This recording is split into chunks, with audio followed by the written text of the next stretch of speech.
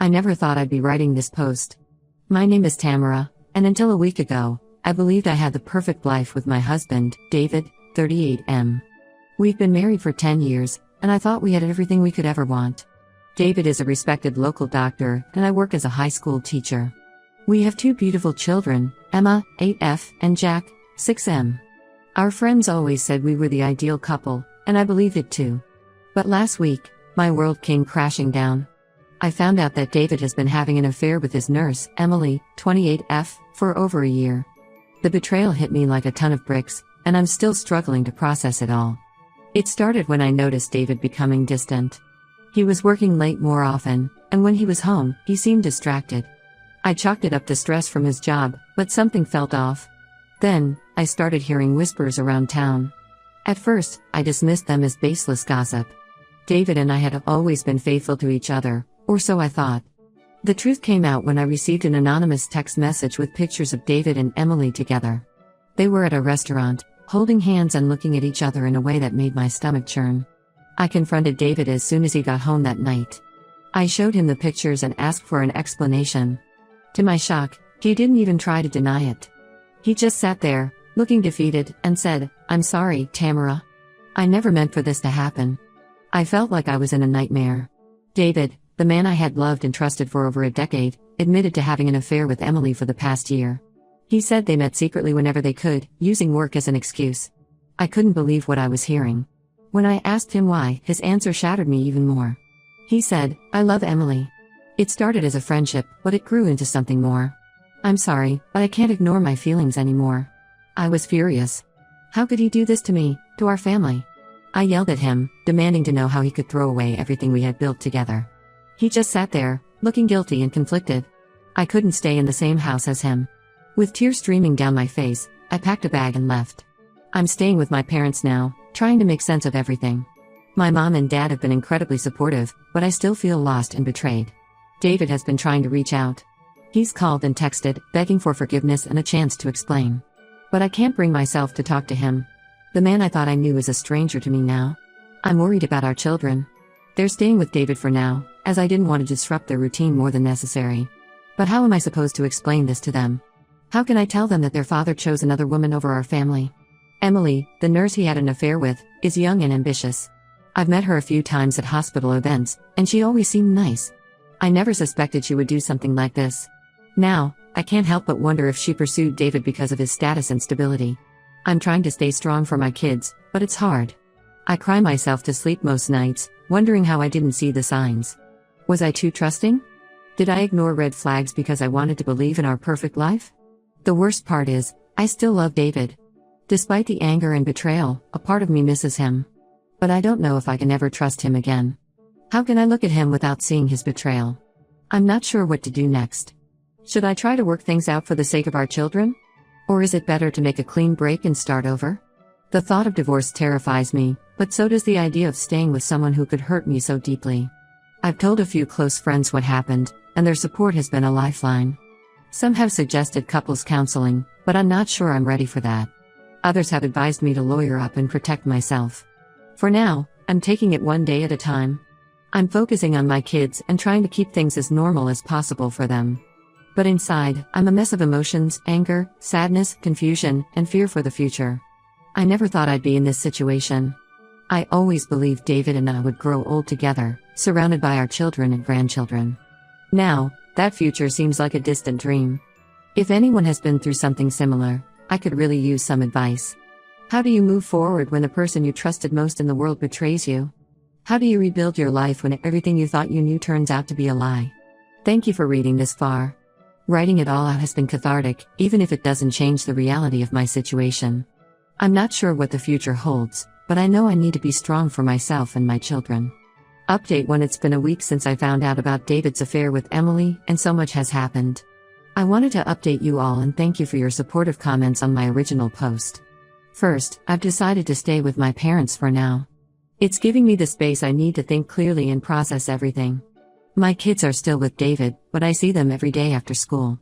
It breaks my heart to see the confusion in their eyes, but we're trying to keep things as normal as possible for them. David has been persistent in trying to talk to me.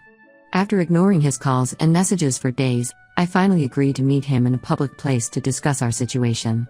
I was nervous and angry, but I knew we needed to address things for the sake of our children. When we met, David looked terrible. It was clear he hadn't been sleeping well. He started by apologizing profusely, saying he had made the biggest mistake of his life. He claimed that his affair with Emily was over and that he wanted to work things out with me. I listened to him, but I couldn't bring myself to forgive him. The trust we had built over years was shattered, and I told him I wasn't sure if it could ever be repaired. He broke down crying, which was shocking to see. David has always been the strong, composed one in our relationship. But here's where things took an unexpected turn. As we were talking, Emily showed up at the cafe. She looked distraught and asked if she could join us. Against my better judgment, I agreed. Emily's story was not what I expected. She revealed that David had been lying to both of us. Their affair hadn't ended as he claimed. In fact, David had been promising Emily that he would leave me for her. She showed us text messages where David talked about starting a new life with her. I was stunned. Just when I thought the betrayal couldn't get any worse, it did. David sat there, looking pale and trapped. He couldn't deny the evidence in front of us. Emily then dropped another bombshell. She thinks she might be pregnant. She's not sure yet, but she's late and has been feeling nauseous. The possibility of a child born from their affair made everything even more complicated. I left the cafe feeling numb. The man I had loved and trusted for so long had been lying to everyone. He wasn't just cheating on me, he was manipulating Emily too. It was clear that David had been trying to have his cake and eat it too, stringing both of us along. The fallout from this revelation has been intense. Word of the affair has spread through our small town like wildfire. David's reputation at the hospital has taken a hit. I've heard rumors that the hospital board is considering disciplinary action against both David and Emily for their unprofessional conduct. As for Emily, I have mixed feelings. On one hand, she participated in the affair and hurt me deeply. On the other hand, I can see that she was also a victim of David's lies. She's young and made a terrible mistake, but David was the one who broke his vows and betrayed our family. My friends and family have been incredibly supportive. My best friend, Lisa, has been a rock through all of this. She's helped me look into my legal options and has been there to listen whenever I need to talk. I've decided to consult with a divorce lawyer. I'm not sure if I'm ready to take that step yet, but I want to understand my rights and options.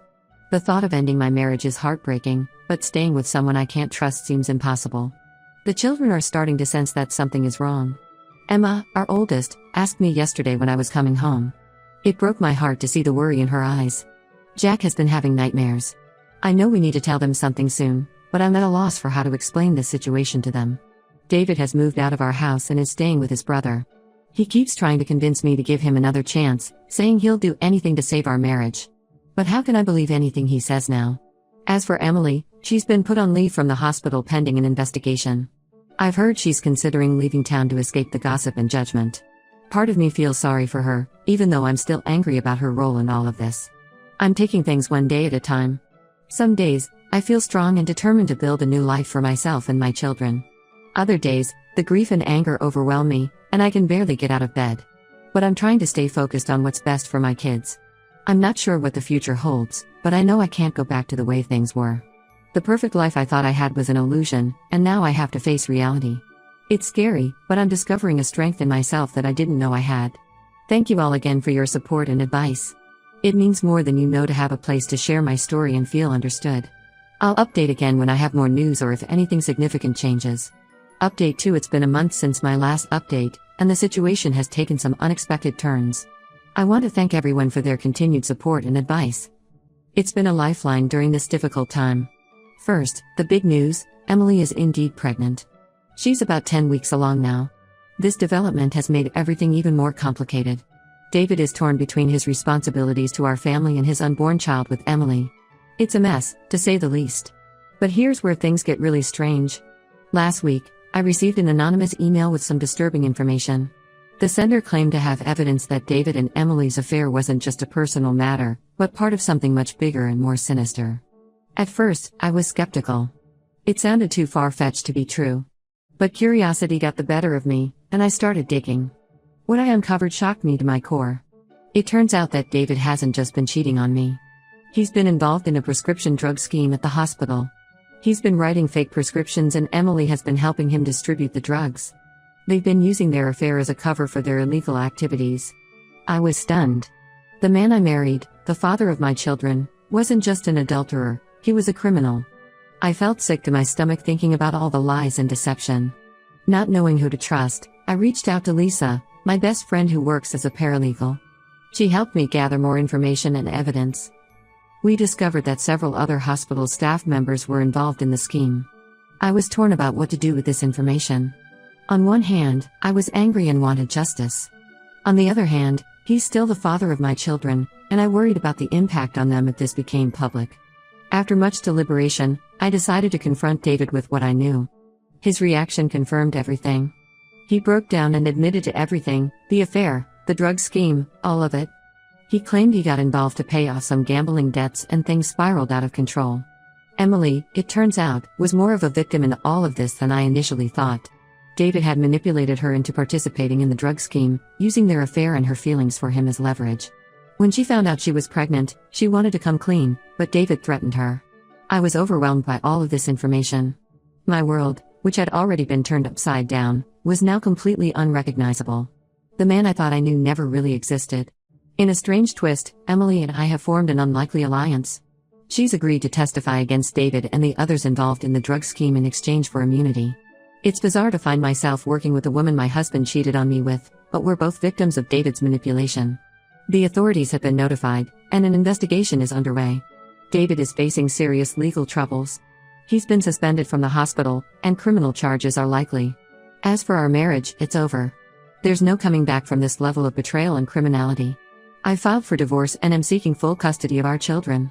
The lawyer Lisa recommended has been incredibly helpful in navigating this complex situation. Telling the children about the divorce was one of the hardest things I've ever had to do.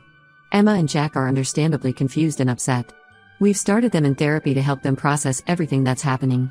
I'm still staying with my parents, but I'm looking for a place of my own. I need a fresh start, away from the memories and pain associated with the house David and I shared. The support from my family and friends has been incredible. Even some of David's family members have reached out to offer their support to me and the kids. They're as shocked and disgusted by his actions as I am. As for Emily, she's cooperating with the authorities and is focused on her pregnancy. Despite everything, I can't bring myself to hate her. She's another victim in David's web of lies. I'm taking things one day at a time. Some days are better than others. I'm focusing on my children, my job, and rebuilding my life. It's not easy, but I'm discovering a strength in myself that I never knew I had. Thank you all again for your support. It means more than you know. I'll update again when there are significant developments in the legal case or in my personal situation. Update 3. It's been 6 months since my last update, and a lot has happened. I want to thank everyone who has followed my story and offered support and advice along the way. Your kindness has meant more than I can express. First, the legal situation with David has been resolved. He pleaded guilty to multiple charges related to the prescription drug scheme. He's currently serving a 5-year sentence in a minimum security prison. It's still hard to believe that the man I married ended up behind bars, but I've come to terms with the fact that I never really knew him at all. The divorce is final. I got full custody of Emma and Jack, with David having supervised visitation rights once he's released. The kids are still struggling with the situation, but they're in therapy and slowly adjusting to our new normal. We've moved into a new house, and it feels good to have a fresh start. Emily gave birth to a healthy baby boy 2 months ago. She named him Ethan. It's a complicated situation, but I've chosen not to harbor resentment towards an innocent child. Emily and I have maintained a civil relationship for the sake of all the children involved. She's moved to a nearby town for a fresh start and is focused on being a good mother to Ethan. As for me, I'm doing better than I ever expected. The past year has been the hardest of my life, but it's also shown me how strong I can be. I've returned to teaching full-time and have even started taking some evening classes to further my education. I've also started dating again, which feels both exciting and terrifying. It's a guy named Mark who I met through a local community group. He knows my history and has been incredibly patient and understanding. It's early days, but it feels good to know that I can trust and open my heart again. The children have met Mark, and while it's an adjustment for them, they seem to like him. Emma especially enjoys his dad jokes, which I find endearingly corny. Jack is a bit more reserved, but he's warming up slowly. I still have moments of sadness and anger when I think about everything that happened with David. But those moments are becoming less frequent and less intense. I'm learning to let go of the past and focus on the future. One unexpected positive outcome of this whole ordeal is that I've become an advocate for others who have gone through similar situations. I've started a support group in our town for people dealing with infidelity and betrayal. It's been healing to connect with others who understand what I've been through and to help them on their journey to recovery. As for David, I've chosen to limit my contact with him to matters concerning the children. It's not always easy, especially when the kids have questions or want to talk about him, but I'm doing my best to navigate this complex situation. Looking back on everything that's happened, I can hardly believe how much my life has changed in just a year. The pain and betrayal I felt when I first discovered David's affair seemed like a lifetime ago. While I wouldn't wish this experience on anyone, I've grown so much through this ordeal. I've learned the importance of self-reliance and the value of a strong support system. My parents, Lisa, and my other friends have been incredible throughout this journey. I don't know how I would have made it through without them. The children are resilient, but they still have their tough days. Emma sometimes gets angry and lashes out, while Jack has become more withdrawn. We're working through it together, and I'm proud of how they're handling such a difficult situation. I make sure to remind them every day that they are loved and that none of this is their fault. As for my relationship with Mark, we're taking things slow. He's patient and kind, and he understands that trust is something that needs to be earned over time. It's refreshing to be with someone who is honest and open about his feelings and intentions. I've also been focusing on self-care and personal growth. I've taken up yoga and meditation, which have been incredibly helpful in managing stress and finding inner peace. I'm also planning to run a half marathon next spring, something I never would have considered before all of this happened. There are still challenges ahead. David will be released from prison eventually, and we'll have to navigate co-parenting. Emily and Ethan will always be a part of our lives in some capacity. But I feel equipped to handle whatever comes my way. To those who might be going through something similar, I want to say this: it gets better. The pain doesn't disappear overnight, but it does lessen with time. Focus on yourself and your children. Surround yourself with supportive people. Don't be afraid to ask for help when you need it. I'm not the same person I was a year ago. I'm stronger, wiser, and more self-aware. While I wouldn't have chosen this path for myself, I'm grateful for the growth and self-discovery it has brought. Thank you all again for your support throughout this journey. Your kind words and advice have been a source of strength and comfort. I may not update again for a while, as I'm focused on moving forward with my life. But know that your support has made a real difference in my life, and I'm eternally grateful.